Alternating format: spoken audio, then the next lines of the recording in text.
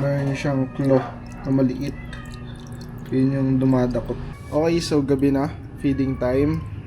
Meron tayo dito PO2 ata to or PO3. Freebie lang siya nung nakuha ko yung crayfish. Binigay lang sa akin ng seller. So thank you seller. Pinch lang daw kailangan. So ihulog ko lang sa tapat mismo ng crayfish. Tignan natin. Pakain ba siya?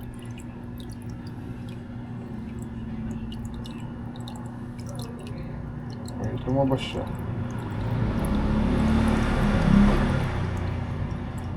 Nahulog sa mukha niya guys. Yan yung male. Ayan, nakita mo. May, ayun o, yung kamay niyang lumalabas.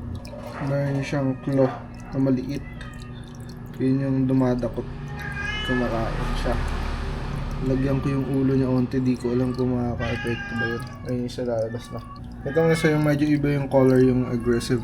Ito pa isa. Lagyan natin na. Hulugan pa.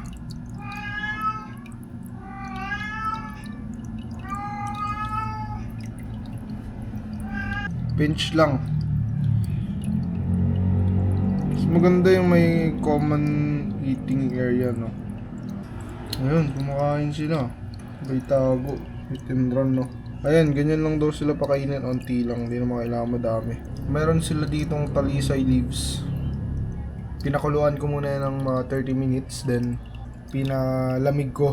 Tapos after lumamig, nilagay ko siya dyan. Source of food din nila daw yan according dun sa research ko, pati na rin dun sa napagbilhan ko. Sa kanya galing yun, freebies din yan. Ano, yung claws niya na maliit.